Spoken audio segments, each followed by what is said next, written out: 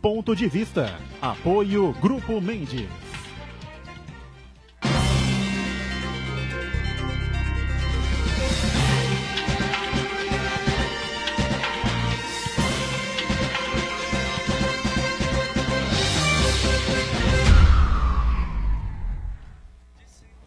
Olá, estamos começando aqui mais um Ponto de Vista, sempre junto com você neste horário da 1h30 da tarde, a tradição do debate político e, claro, sempre da discussão dos temas importantes, não é, que fazem a pauta aqui da cidade, da região metropolitana, a educação, a saúde, o meio ambiente, o transporte, a segurança pública, a área social, enfim, não é?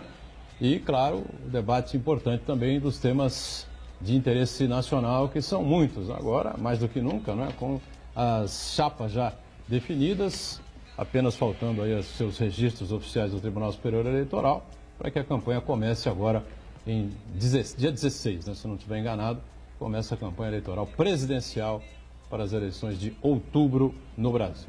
Lembrando sempre que a nossa reprise aqui na Santa Cecília TV, sempre de segunda a sexta, também a partir das 8 da noite. Quem está conosco nesta edição é o secretário de Desenvolvimento Social aqui de Santos, que é também o presidente municipal do PSDB, Flávio Jordão. Tudo bem, secretário? Prazer recebê-lo. Boa tarde, Boturão. Boa tarde, telespectadores. Boa tarde, Santana. Um prazer enorme estar aqui mais uma vez, Boturão, para falar um pouco sobre também a Secretaria de Desenvolvimento Social e também esse cenário político tão ainda obscuro aí com relação a essas eleições de 2016, né? O que será que vai acontecer nessas eleições? É verdade, né? Os cenários... 2018, né? 2018, né? 16, passamos todos por ela ilesos.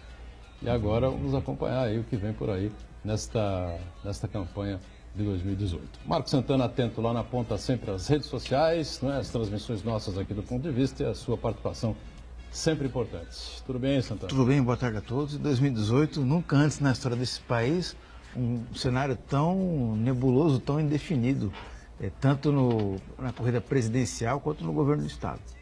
Eu quero convidar você que nos acompanha ao vivo, o Ponto de Vista, convidar você a participar do programa, mandando sua pergunta, crítica, sugestão, pelo Facebook, Ponto de Vista com Edgar Boturão, ou por e-mail, contato@pontodevista.tv.br.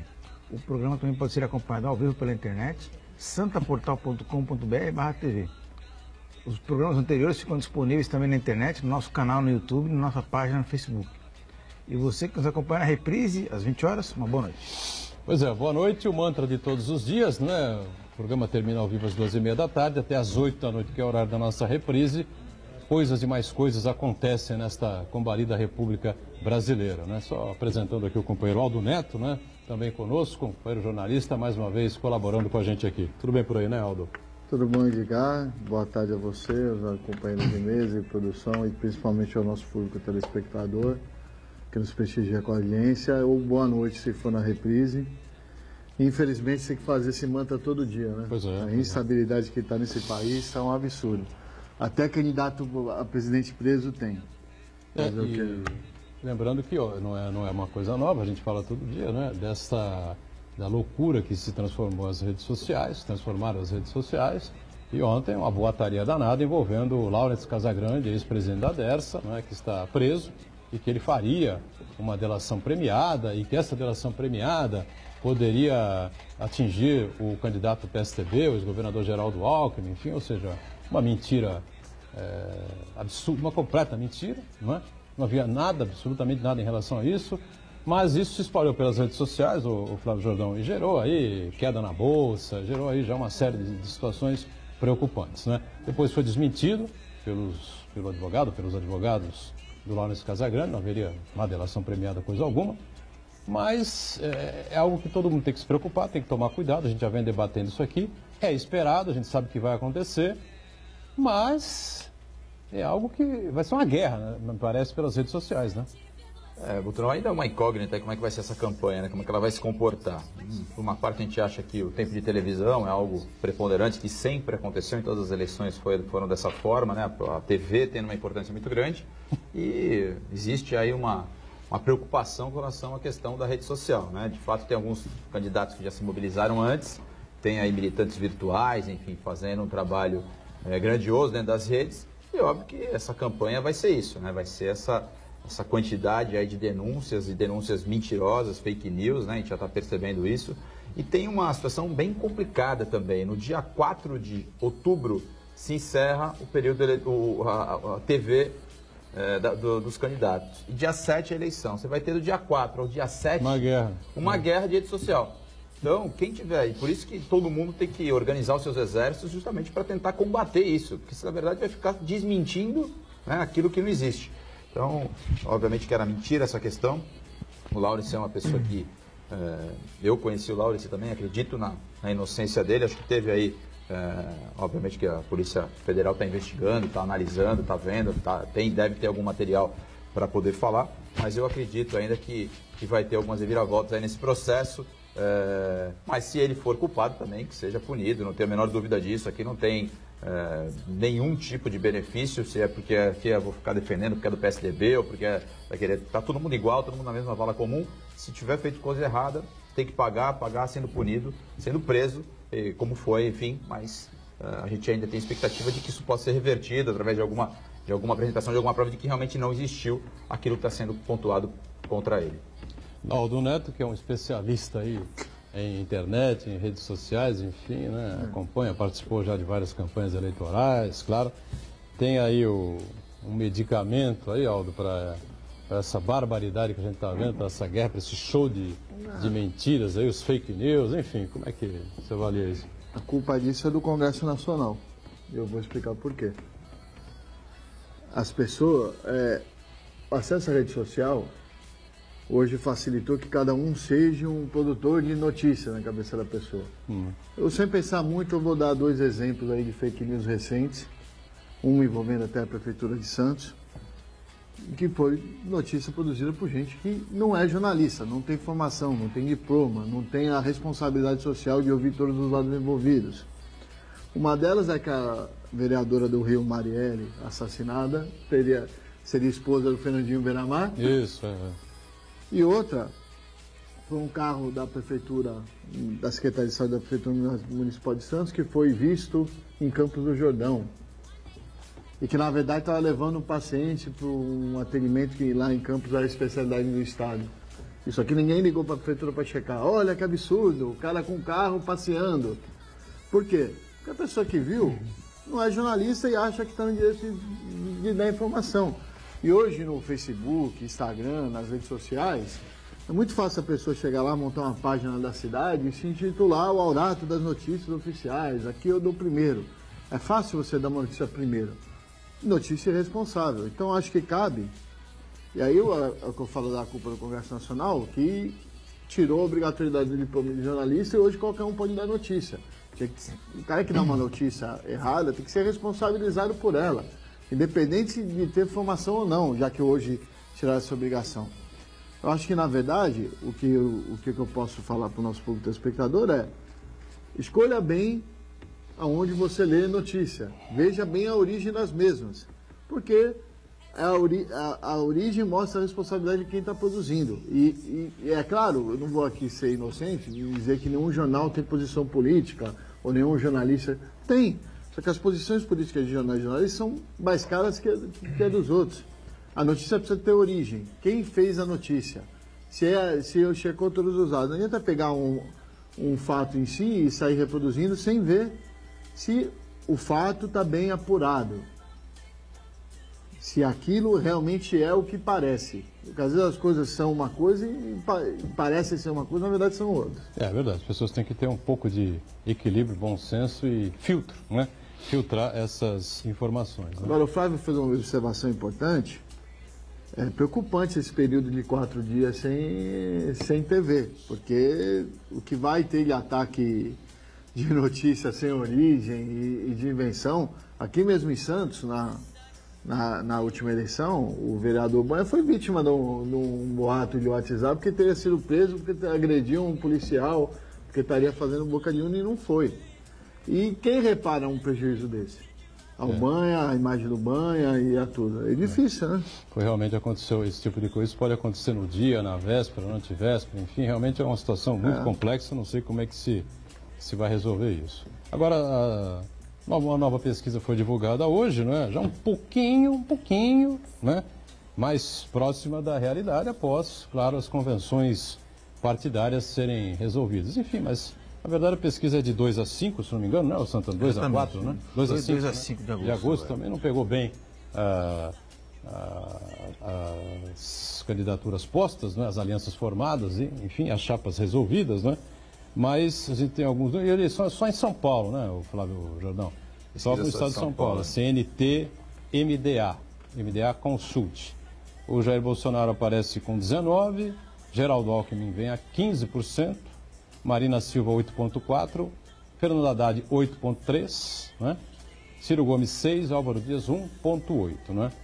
Eu entendo que no estado de São Paulo, Geraldo Alckmin, agora confirmado como candidato, sem boataria de que o ex-prefeito de São Paulo poderia ficar com a vaga, e ser ele o candidato, e não o Geraldo, e com a exposição que ele vem tendo, com os apoios que ele vem conseguindo e com a credibilidade que ele tem no estado de São Paulo, ele vai virar isso com uma tranquilidade gigantesca e vai atingir no mínimo 35% aqui no estado de São Paulo. É a impressão que eu tenho. Posso estar redondamente enganado e os números finais vão confirmar ou desmentir o que eu estou dizendo. Na faixa de 30%, 35%, imagino eu, né?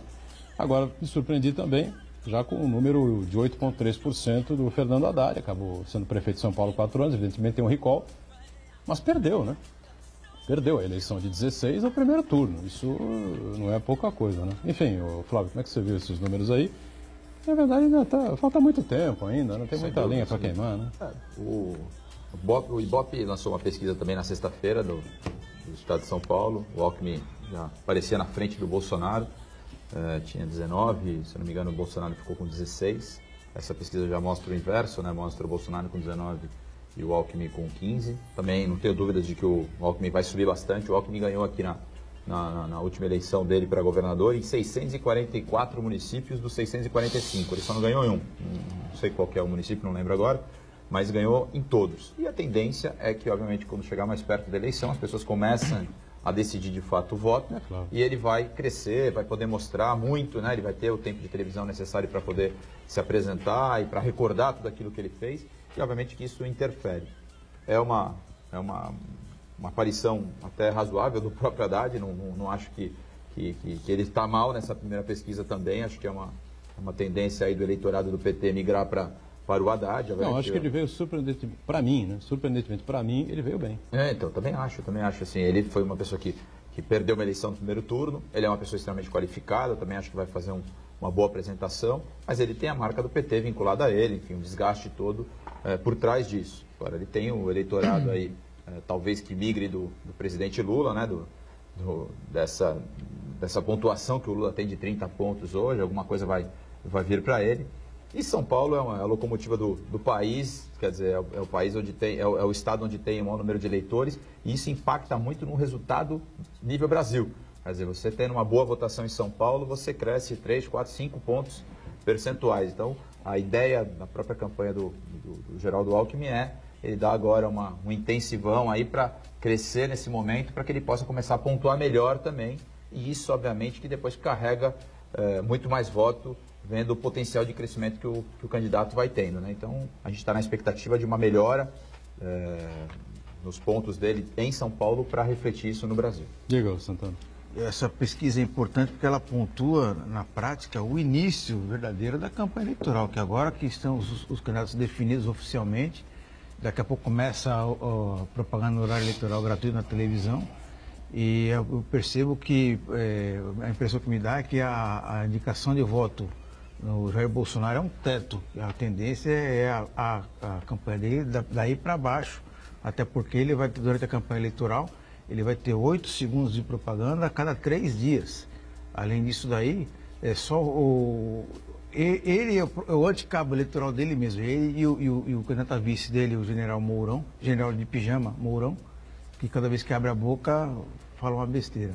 E em relação ao Fernando Haddad, a gente começa a perceber nessa campanha já que o eleitor simpático ao Lula, ao PT, em especial ao Lula, começa a perceber que o Lula realmente não vai ter condição de ser o candidato do PT à presidência da República, vai continuar preso em Curitiba, e já sinaliza que o herdeiro natural desse espólio de votos é o Fernando Haddad. Se cogitou em Jacques Wagner, outros nomes do PT, mas o eleitor petista, o simpático ao Lula, começa a perceber que o candidato do PT, para valer, vai ser o Fernando Haddad. Então, essa primeira pesquisa já indica essa tendência do eleitor já consignar o voto no Fernando Haddad.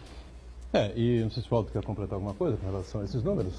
Falta muita lenha para queimar, né? Falta muita lenha para queimar e o que mais me preocupa são os números do Jair Bolsonaro que estão estancados, precisa perder mais.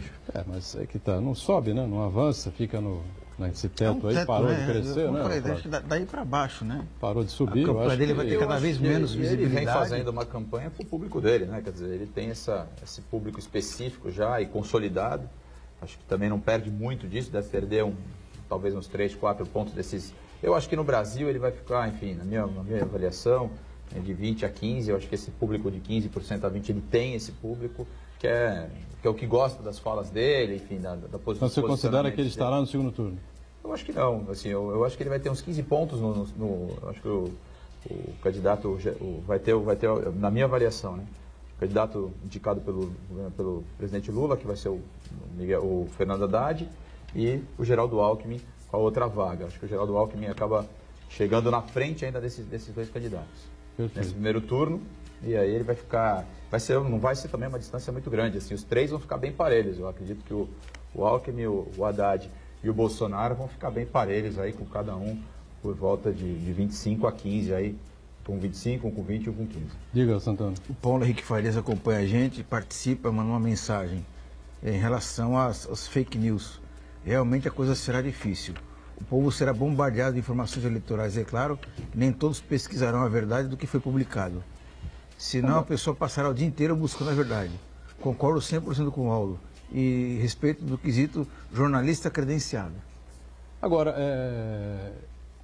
se por um lado você tem uma máquina petista, não é, que vai para cima do candidato do PSDB, indiscutivelmente, não é? Claro, é óbvio que a estratégia do PT é transformar os votos do Lula nos votos para o Fernando Haddad.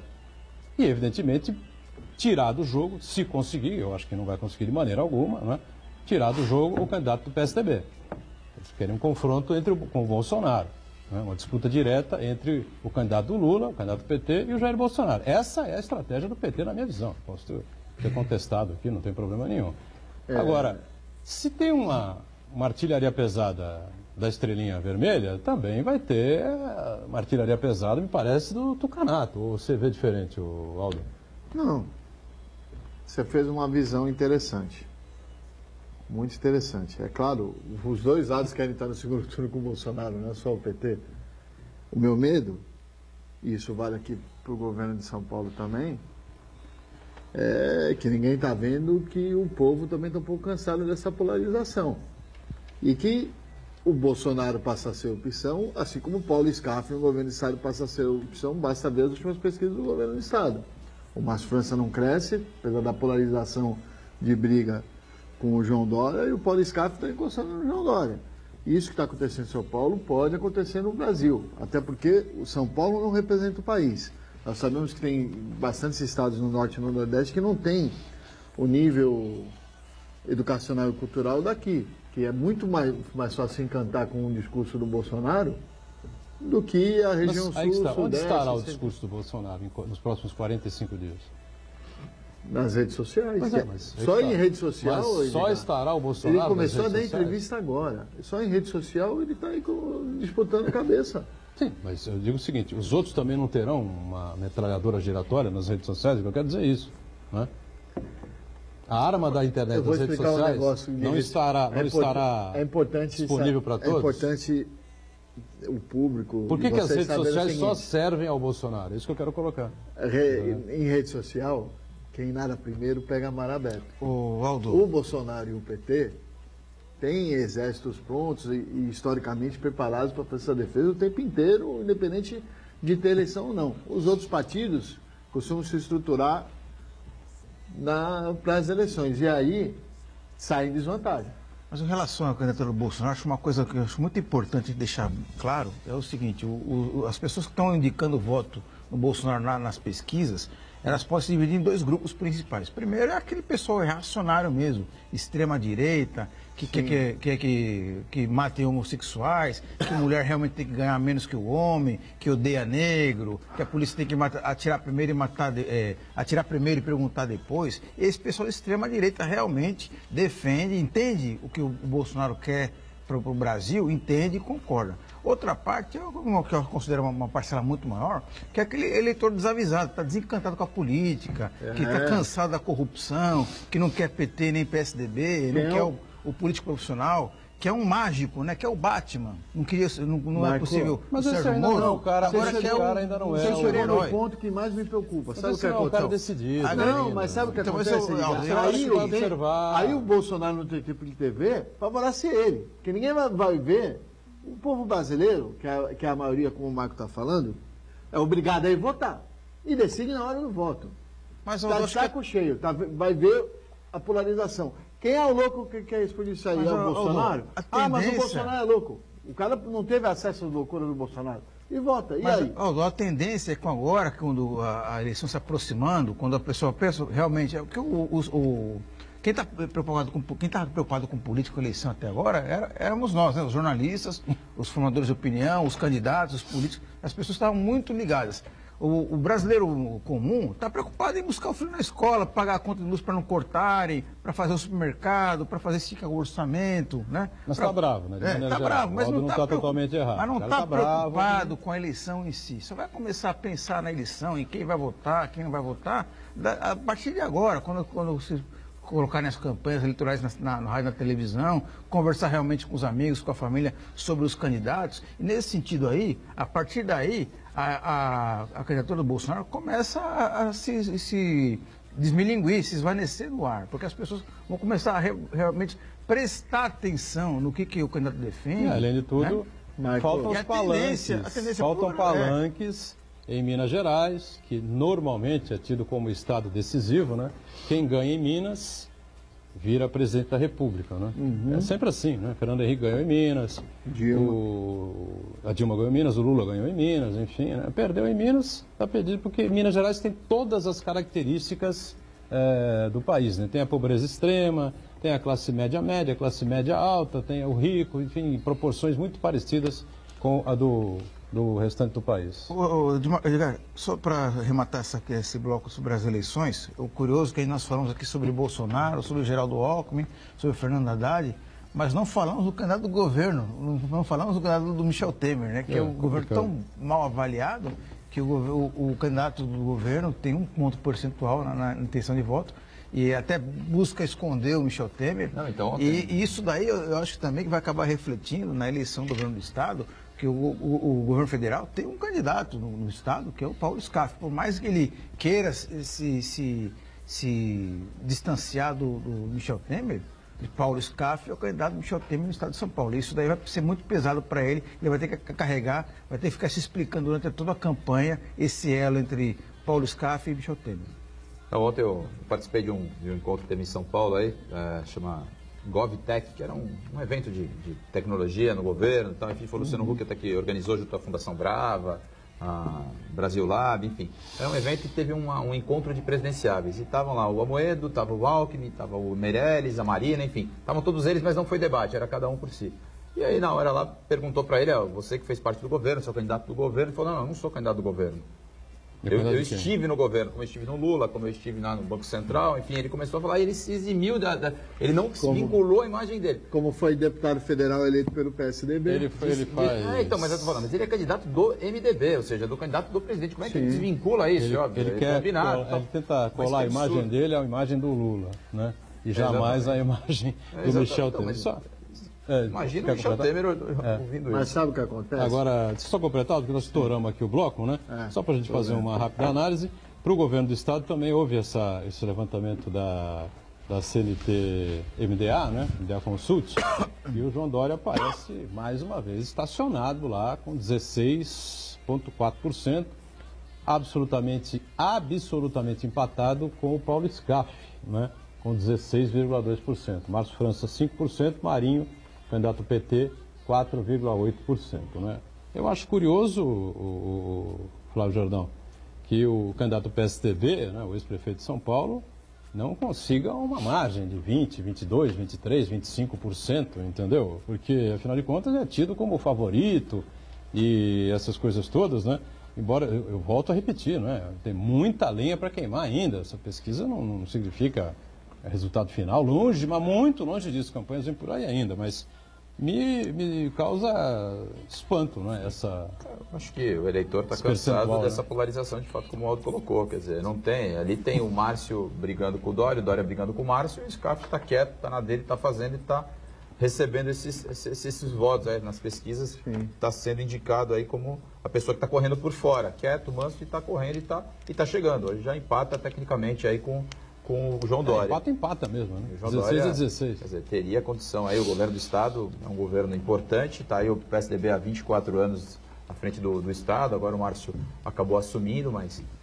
então, assim, nenhuma das duas candidaturas está decolando. Então, talvez essa receita para tentar chegar não é ficar polarizando, é tentar fazer uma campanha mais propositiva. 10 segundos antes do break. O Dória tem muito mais visibilidade, mas muito mais visibilidade que Scarf e Márcio. Só que Scarf e Henrique Meirelles se enquadram na categoria de outsider, né? Mais um break, aliás, é o primeiro, né? Primeiro intervalo, voltamos já no Ponto de Vista.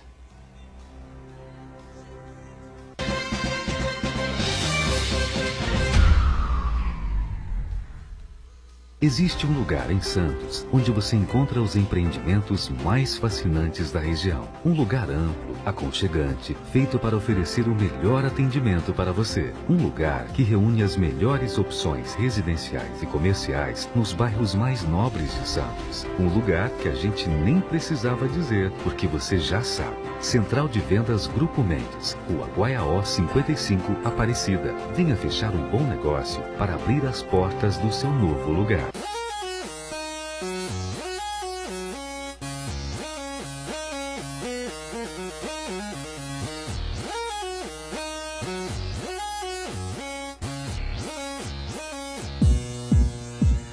Encontre o melhor caminho para a carreira profissional. Venha para a 34ª Feira de Profissões da Unisanta. Esclareça suas dúvidas participando de bate-papo com profissionais, além de visitar os estandes interativos, laboratórios, clínicas e outros ambientes da Universidade Santa Cecília. Dia 23 de agosto, das 9 às 13 e das 18 às 22 horas. Inscrições gratuitas para o vestibular durante todo o evento. Entrada franca com sorteio de brindes e apresentação de dança. Feira de Profissões da Universidade Santa Cecília.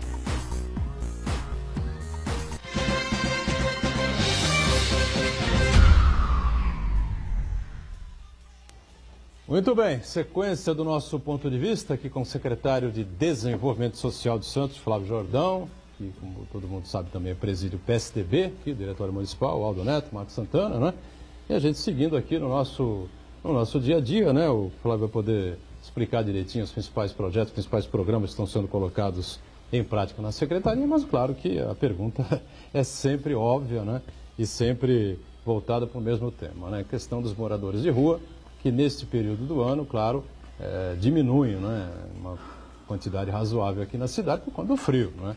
Um período de novembro até abril, começo de maio, enfim, a situação é uma, né?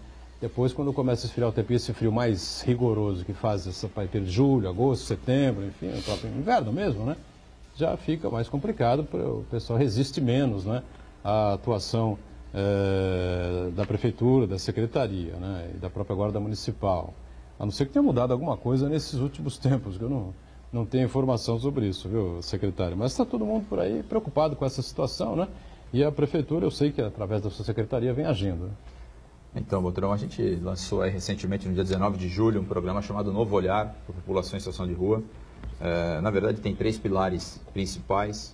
O primeiro deles é uma parceria com a Unifesp. Fizemos um convênio com a Unifesp, na verdade, para fazer uma pesquisa quantitativa e qualitativa, né? Vai fazer uma contagem da população em situação de rua aqui e também vai discutir o fenômeno, vai tentar entender um pouco melhor o que está acontecendo aqui na cidade. Nós teremos capacitação para os servidores da Prefeitura, para a Secretaria de Segurança, para a Secretaria de Saúde, para a Secretaria de Desenvolvimento Social, né? Nós teremos, no final de tudo isso, depois de um ano, uma publicação de um livro, retratando tudo aquilo que tem dentro desse processo. O outro ponto importante aí foi o fortalecimento dos serviços, né? Nós colocamos mais uma equipe de abordagem, então nós tínhamos 5 equipes de abordagem diárias, nós temos uma 6ª agora, trabalhando todos os dias na rua. Pra vocês terem uma ideia, no último ano nós tivemos 12 mil abordagens nas ruas de Santos. A gente 12 mil abordagens, bastante. Conversando, vínculo, na verdade. A Secretaria de Desenvolvimento Social ela trabalha com o vínculo, com o contato direto com eles, para que possa tentar encaminhar esse pessoal para essa população, para a nossa rede socioassistencial. Fizemos agora uma identificação visual para eles, né? Quer dizer, tem um colete apropriado, tem um veículo todo adesivado, as pessoas vão conseguir perceber o programa Novo Olhar na rua, vão ver que é para a população em situação de rua, então vai ser visível. Estamos informatizando a equipe de abordagem, né? Eles hoje trabalham com o livro ATA, anotando no livro, nós estamos informatizando, criando um sistema informatizado para que eles possam trabalhar com mais rapidez até na tomada de decisões. E o terceiro ponto super importante disso é o engajamento da sociedade. Eu acho que esse é o fundamental, é a gente trabalhar com a sociedade para que a sociedade ajude a gente também a fazer com que a gente consiga amenizar esse impacto que existe na cidade de Santos. Zerar a situação não vamos conseguir nunca, obviamente, isso é um processo histórico e mundial, né? Nós temos desde a Idade Média, nós temos pessoas em situação de rua, e também é um histórico, também é mundial, tem nos grandes países, nos países mais desenvolvidos do mundo, nós temos questão de população em situação de rua. Mas existe a possibilidade da gente amenizar, fazendo com que as pessoas participem de forma organizada e correta. Nós temos aqui em Santos, né, o Terra da Liberdade, da Caridade, as pessoas acabam, na verdade, fazendo um trabalho muito amplo, dando dinheiro nas ruas, entregando comida, dando roupa nas ruas, ou seja, esse não é o formato ideal. O formato ideal é fazer isso junto à prefeitura. Você pode dar roupa, doa roupa dentro de um abrigo e encaminha, a gente consegue fazer com que as pessoas cheguem até a nossa rede, os nossos abrigos, os nossos acolhimentos, enfim, a nossa rede socioassistencial que nós temos na cidade, que são vários equipamentos. E aí eu acho que é super importante que as pessoas possam ter essa compreensão e venham trabalhar com a gente. A Unifesp tem feito alguns encontros, né, em parceria com a gente, nós temos feito dentro desse programa. E temos trabalhado muito com a sociedade civil, temos envolvido, fizemos um evento no SESC no dia 11 de julho, que tinham quase 150 pessoas participando efetivamente, pessoas da sociedade mesmo, querendo saber como é que pode participar. É inédito, as pessoas até falando, a gente nunca teve essa aproximação, nunca teve esse contato direto, eu nem sei o que a prefeitura tem, eu não sei para que telefone tem o que ligar, ou seja, as pessoas não têm muita informação com relação a isso. Então eu acho fundamental que a gente possa fortalecer esse canal de comunicação com a prefeitura, fortalecer aí em várias mãos essa ação em conjunto, né, junto à academia, né, a Unifesp, junto à prefeitura, junto à sociedade, junto até à população em situação de rua que está participando do processo também. Nós temos 4 pessoas que foram moradores de rua, população em situação de rua, que hoje estão envolvidos diretamente nesse processo, tem a leitura do que está na rua, daquilo que é necessário para eles, para que a gente possa, depois de um ano de trabalho, ou seja, aí, óbvio, as coisas acontecendo, a gente percebendo aquilo que está acontecendo, vamos corrigindo também os nossos rumos. Eu acho que nós temos que ter essa humildade também de saber entender esse processo, esse fenômeno que é tão complexo, não tem receita pronta hoje, não existe lugar no mundo que tenha uma receita pronta que falou, eu zerei e finalizei com esse processo. Não tem. Temos dificuldades nas maiores cidades do mundo. Em Paris nós temos, em Londres nós temos, ou seja, nas grandes capitais do mundo nós temos essa questão, que é uma questão complexa, mas que eu tenho certeza que com o trabalho aí conjunto a gente tem condição de amenizar com certeza. Você tem problema de gente que perdeu o emprego, você tem gente que tem envolvimento com drogas, né? A família não quer nem saber desse tipo de pessoa. Sim. Você tem uma série ingressos de no sistema penitenciário, você tem gente que saiu do sistema penitenciário, está mais perdido que segue em tiroteio, vai fazer o quê? Né? Não sabe para onde vai, a família também rejeita. Ou seja, são situações inúmeras, né, que a gente no dia a dia a gente encontra na rua. Às vezes a pessoa para com a gente, vem conversar com a gente, tem pessoas de um ótimo nível, excelente nível, que eu quero dizer nível intelectual. Né? Você percebe que o sujeito tem uma formação, tinha um emprego, perdeu o emprego, uma série de situações aconteceram, divórcio e tal.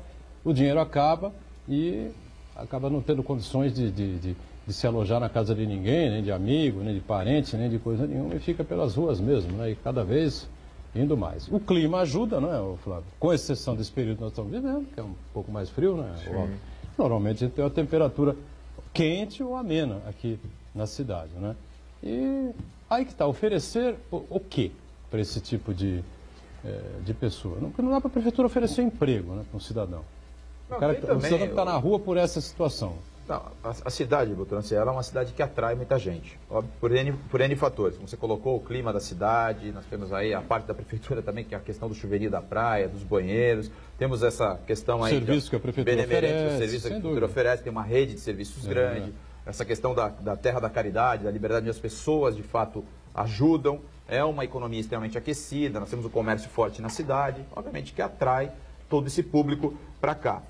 A gente está trabalhando, obviamente, com muitos serviços. Nós temos aí casas de passagem, recâmbio qualificado, né, que o recâmbio é super importante porque a pessoa vem para cá, a pessoa é de outro estado, de outra cidade, enfim, a gente acaba encaminhando essa pessoa e no recâmbio qualificado a gente faz o contato direto com a família da pessoa para que no outro lado, na outra cidade, onde a pessoa vai chegar, ela possa ser encontrada por um familiar que tem o interesse de trazer essa pessoa de volta. Muitas pessoas vêm para cá, eu encontrei vários já, conversei com alguns deles, vêm por conta de promessa de emprego. Acredita que aqui é uma cidade desenvolvida, que vai ter condição de ter um emprego melhor, vem para cá, não encontra esse emprego, fica na rua, muitas vezes é roubado, perde o documento, perde o dinheiro, não tem como ir embora. E as pessoas chegam até o Centro Pop, que é a nossa casa-dia lá para a população em situação de rua, tem uma alimentação, tem um lanche, tem banho, tem uma roupa limpa, tem oficinas e tem o recâmbio qualificado, que é o encaminhar essas pessoas para suas cidades de origem. Então, assim, é um trabalho árduo, é um trabalho que não é fácil. A prefeitura tem, além dessa casa-dia, que é o Centro Pop, nós temos uma casa de passagem, que é o albergue noturno, para 50 vagas. Temos a Casa das Anas, para 24 vagas. Temos o acolhimento, que é para 80 vagas diárias. Né? E temos o abrigo para 48. E agora abrimos no inverno, né? Uma casa de inverno, para 40 vagas também, para a população em situação de rua. Fizemos algo inédito aqui na Baixada Santista, que é um canil, né? Fizemos um canil dentro desse local, para que a população em situação de rua, que muitas vezes quando argumenta que não quer ir porque tem um cachorro, a gente acabou fazendo isso e para que essas pessoas tenham acesso ao nosso serviço. Muitas vezes é um limitador do nosso serviço. Então as coisas vêm acontecendo, a gente tem feito, vem incrementando. Acho que essa parceria com a Unifesp vai ser muito importante, porque vai nortear a gente muito bem para aquilo que a gente deve fazer de fato. Nós vamos conhecer um pouco mais da característica das pessoas em situação de rua de Santos. Acho que nós temos que perceber qual é o público que está vindo para cá, quem é que está vindo. São pessoas de fora, são pessoas da cidade, que são dependentes químicas, são pessoas que estão perdendo poder de renda e estão indo para a rua. Nós temos que tentar entender o que é esse fenômeno, por que essas pessoas estão vindo para cá. E, obviamente, que cada cidade tem a sua realidade, tem o seu, tem o seu retrato. E aqui Santos, obviamente, não é diferente, tem a dela, como todas as outras cidades que existem, população em situação de rua, mas a nossa nós temos que se debruçar em cima disso para tentar entender o que acontece de fato em Santos. Diga, Aldo, foi não. Acho que o secretário colocou muito bem. O problema é a cultura da cidade, né? Que é a cidade da caridade, com esse número as pessoas que fazem esse tipo de trabalho na rua, de doar roupa, doar comida, doar atenção, e não faz isso em convergência com o poder público, e é essencial isso começar a ser feito assim. Tem que parabenizar a gestão por estar procurando isso. E uma das coisas que no meu entendimento favorece também um pouco isso, secretário, são os restaurantes bom pratos que a gente tem aqui. Nós somos a cidade que mais tem restaurantes bom prato, que com R$1, R$1,50 a pessoa consegue comer. Porque essas pessoas que estão em situação de rua, o principal para elas é gerar receita para não estar em situação de rua. Imagino que ninguém queira morar na rua, né? Eu imagino que não. Aí vão conseguir emprego, os famosos subemprego de R$500, R$100, R$300, e com isso ninguém aluga nada, ainda mais não tendo fiador, o que a maioria deve ter. Porém, há pessoas que não querem deixar a rua em hipótese alguma. O Flávio, tinha uma dupla de gêmeos que morava embaixo da ponte do Canal 4 com outras pessoas, que convivia ali muitos anos, nem sei se ainda estão por lá, capaz que estejam, que não queriam sair dali. É natural isso acontecer. Mas... Uma senhora, uma idosa, que circulava pela cidade com cabelos grisalhos, quase brancos aqui, o pessoal de lembrar dela, magra, né? Sim. Uma hora você via ela ali pela Praça Mauá, então não sei o quê. Aí dias depois ela aparecia ali pelo Gonzaga, enfim, ela vivia circulando pela cidade. E a gente, foi bem antes do governo do Paulo Alexandre, né? A gente vira por aí, conversava com o pessoal da secretaria, todo mundo conhecia essa senhora. Não adiantava. Tirava, levava, às vezes ela conseguia concordar, depois ela saía, vinha embora de novo. O que eu acho? Eu lembro bem desse caso. Né? que é onde eu queria chegar, a gente precisa parar de enxugar gelo e agir de uma maneira mais efetiva. E que forma agir de uma maneira mais efetiva? A gente precisa ter legislação que, comprovado casos como dessa senhora que você bem colocou, o governo e a sociedade tenham como intervir de forma mais enérgica. Não vai bater, agredir, mas você vai estudar, você vai vir para cá, você vai ter acompanhamento psicológico. Você tocou num ponto interessante. Porque hoje os direitos humanos, às vezes, dão esse direito para a pessoa estar na rua.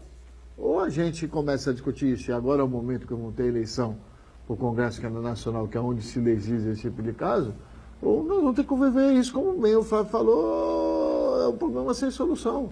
Porque vai entender a cabeça das pessoas. Tem gente mesmo que gosta de morar na rua. Aí acho que deveria se ter leis, a sociedade deveria ter mecanismos que poderiam intervir nisso.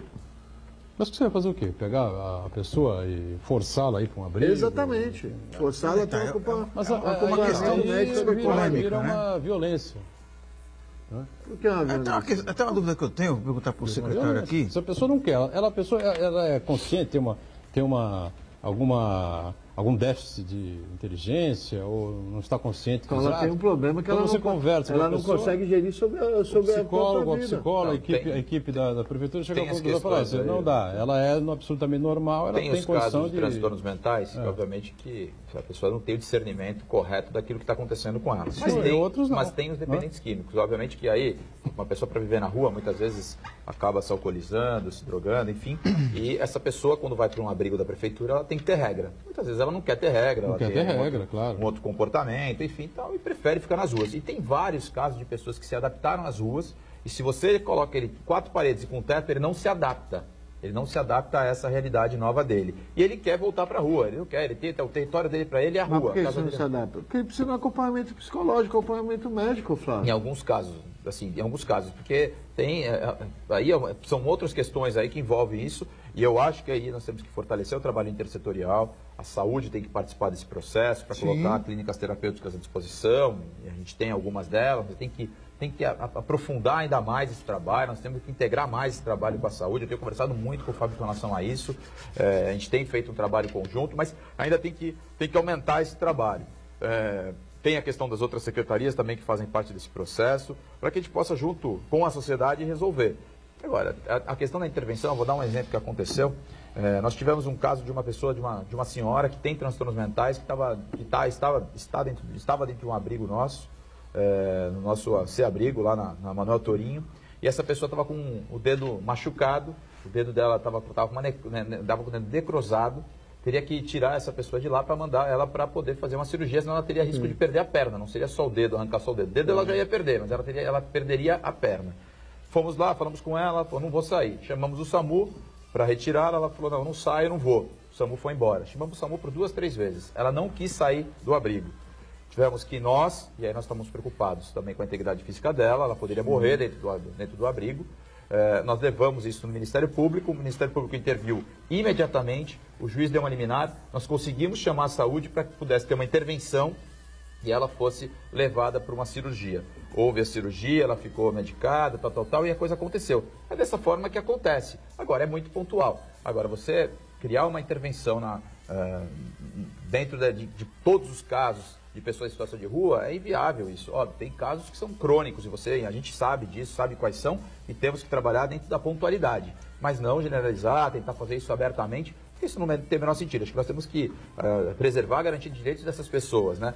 Quer dizer, eles têm o direito de vir, o que é difícil. Eu sei que é complexo. Você olhar uma pessoa deitada na rua, muitas vezes passando uma dificuldade, frio, chuva, você vê aquela situação e a pessoa muitas vezes não quer sair dali mesmo. Você vai lá, se aborda.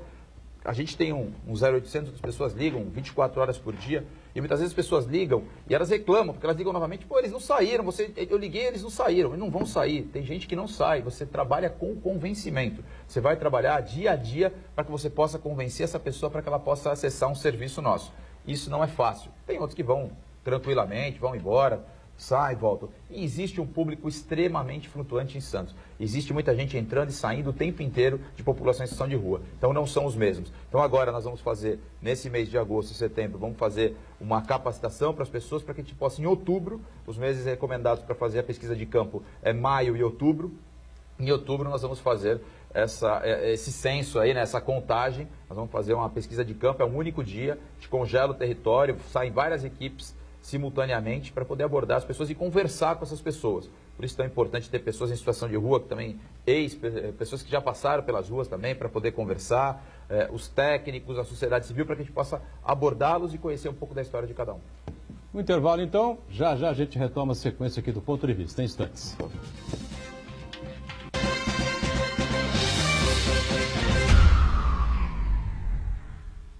Existe um lugar em Santos onde você encontra os empreendimentos mais fascinantes da região. Um lugar amplo, aconchegante, feito para oferecer o melhor atendimento para você. Um lugar que reúne as melhores opções residenciais e comerciais nos bairros mais nobres de Santos. Um lugar que a gente nem precisava dizer, porque você já sabe. Central de Vendas Grupo Mendes, Rua Guaiaó 55, Aparecida. Venha fechar um bom negócio para abrir as portas do seu novo lugar.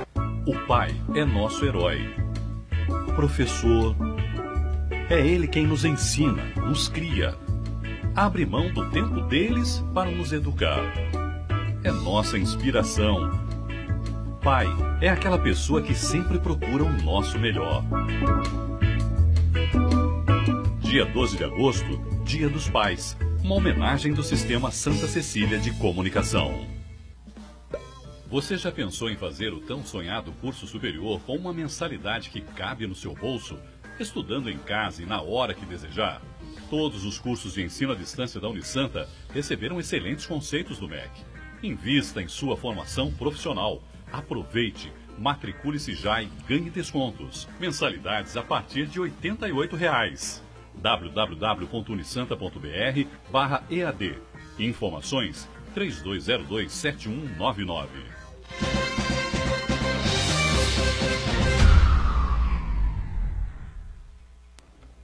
Bom, sequência aqui do Ponto de Vista, né? O Marcos Santana também tinha aí algo a acrescentar nesse debate importante que a gente tem com o secretário Flávio Jordão.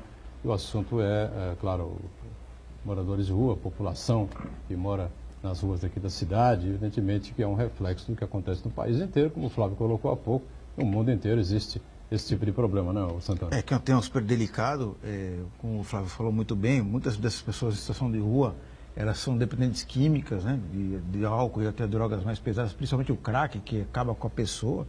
E tem pessoas que têm problemas psiquiátricos, né, que até a recomendação médica até seria de ser medicada, né? E aí fica aquela linha muito tênue, muitas pessoas querem apenas higienizar a rua e limpar a sujeira, vamos dizer assim, para baixo do tapete e não resolver o problema dessas pessoas, nem o da sociedade de modo geral, né? Então, sempre o termo da internação compulsória vem à tona, né, Flávio? Então, você explicou que em alguns pontos, casos específicos, é possível obter uma ordem judicial para internar essas pessoas, né? Mas isso aí não é a regra, né?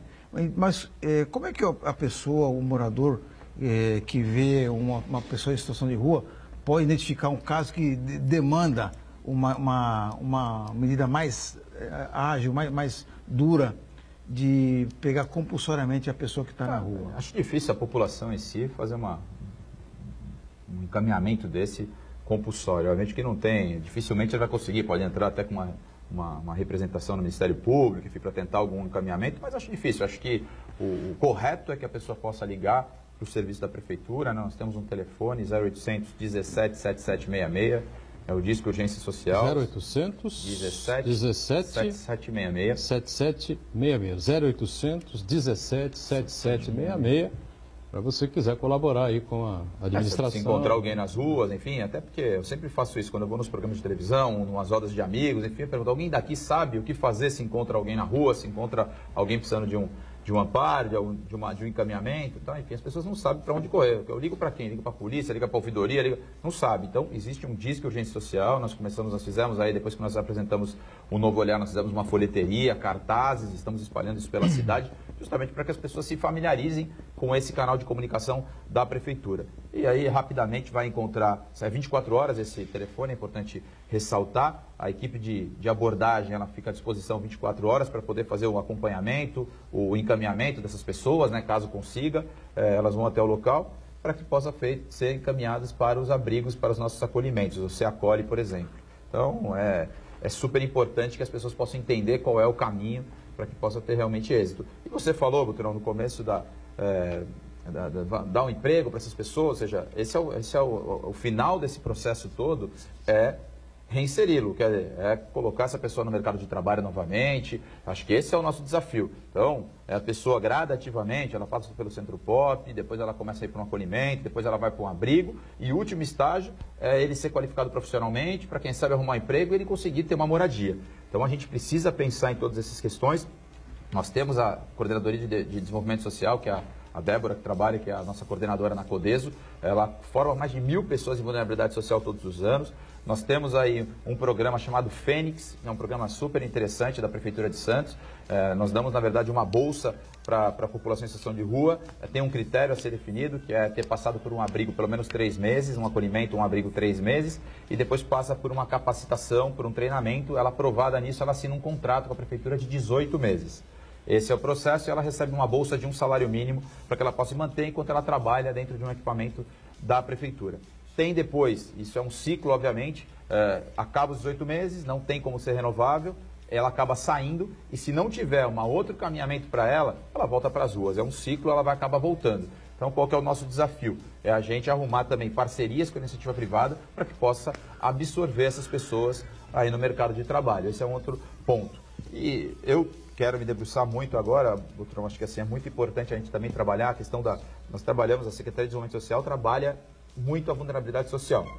Não é só a população em situação de rua, né? São as pessoas que vivem em áreas extremamente vulneráveis. Santos tem um dos maiores IDHs do país, né? O 6º do país, o 3º estado de São Paulo, mas tem também áreas de extrema vulnerabilidade. E nós temos alguns desafios com relação a isso. Nós temos os programas de transferência de renda, né? Do governo federal, do governo municipal, do governo estadual. Existem os programas de transferência de renda, mas a gente precisa dar condições para que essas pessoas possam acessar serviços e consigam a empregabilidade, enfim. E eu quero me debruçar em 2 temas importantes, né? Durante esse período agora.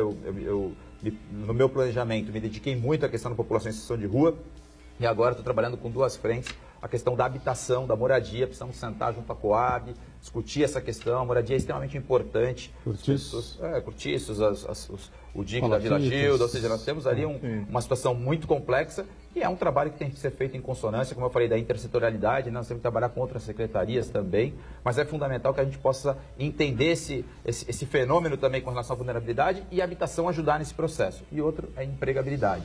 Temos também que trabalhar junto com nós capacitamos, qualificamos as pessoas, mas nós precisamos inserir no mercado de trabalho. E isso, o Centro Público do Emprego é fundamental para poder encaminhar essas pessoas. Então, acho que são 2 pontos importantes para que as pessoas possam ter uma condição melhor de vida. Alguém com a gente aí, Santana? Isso, o advogado Júlio César Oliveira acompanha a gente e sobre a situação dos moradores de rua, ele diz o seguinte: em vez de desincentivar o comodismo nas ruas, a política nacional age no sentido contrário.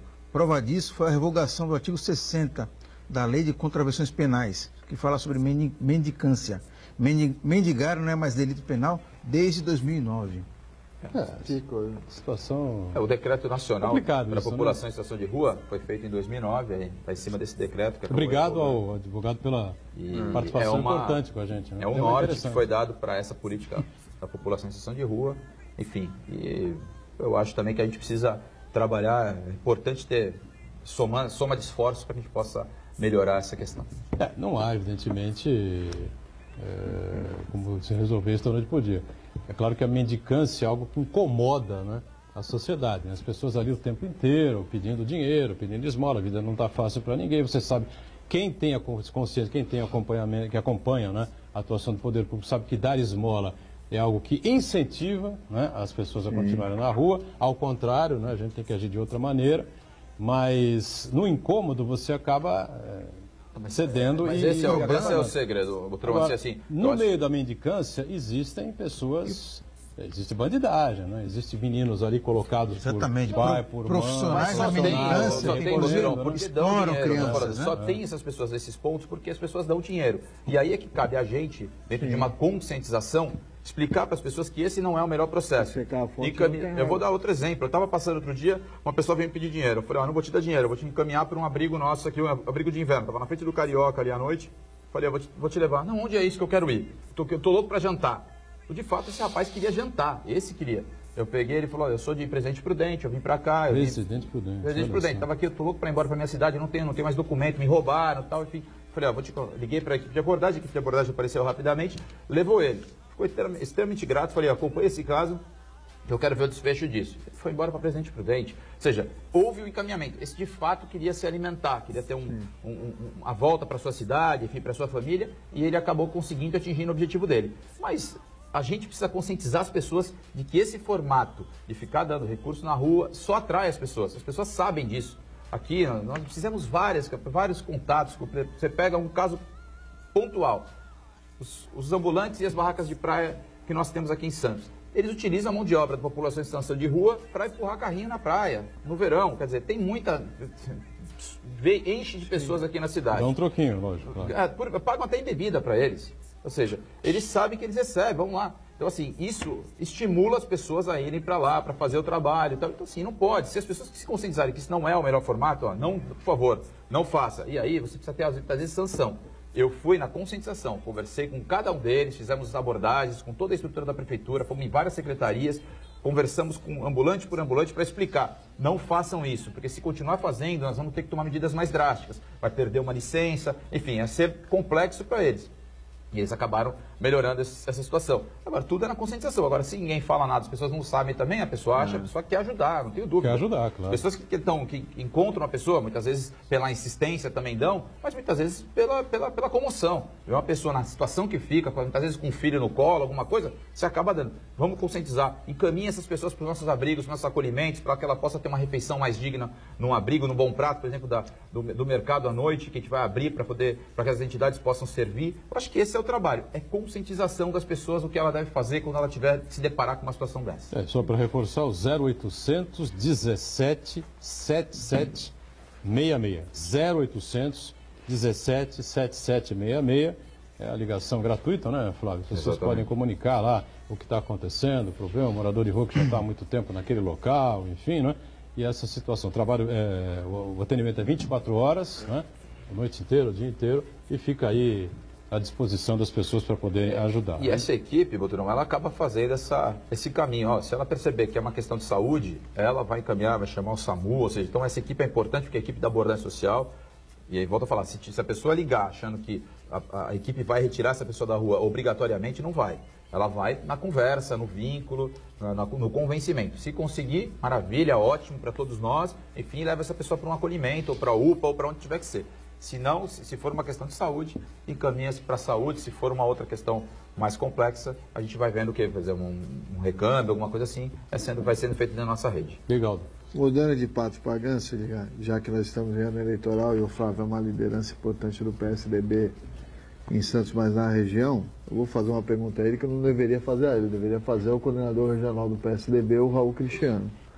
Mas como ele é pré-candidato e está afastado aí das emissoras de TV, pergunta ao Flávio.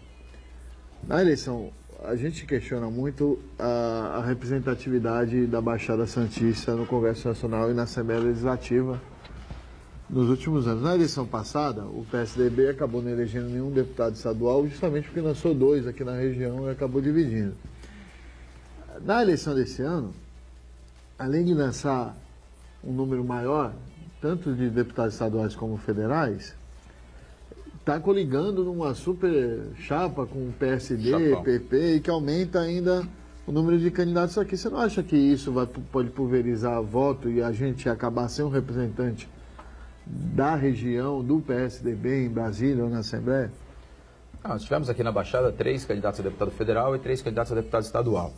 Acho que ele não representa só a cidade de Santos, o Raul Cristiano, ele representa Ele já teve votações expressivas, né, em outras eleições, enfim, e ele representa aqui a região toda, ele é o coordenador regional, tem outros contatos com outras prefeituras, acho que ele representa. Eu acho que tem espaço para todo mundo. Vai ser difícil, obviamente, essa eleição, esse blocão aqui, eles estão acreditando que eles fazem até 40 candidatos nesse bloco, que são vários partidos coligados, PSDB, PSD, DEM, PP, enfim, todos esses partidos coligados, e eles acreditam em 40 vagas. É difícil, a gente sabe da dificuldade, acho que nós temos aqui um desses todos, um único deputado que tem mandato hoje, que é o deputado João Paulo Tavares Papo, e a gente sabe o quanto vai ser difícil nessa eleição alguém que não tem mandato se eleger. E o Cássio Navarro também. E o Cássio Navarro, desculpa, o Cássio Navarro também tem, ele veio para o PSDB agora, são os três, é o Raul, o Augusto Duarte e o Cássio Navarro para deputado estadual. Eu acredito que assim, quem tem mandato sai muito na frente, tem muito mais condição por já ser conhecida, uma campanha muito curta.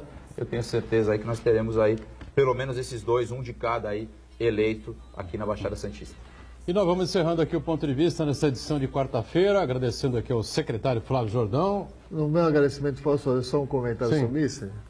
Quem diria o João Dória conseguiu uma façanha histórica, né? Ele juntou na mesma coligação o PSDB do Mário Covas com o PP do Paulo Maluf.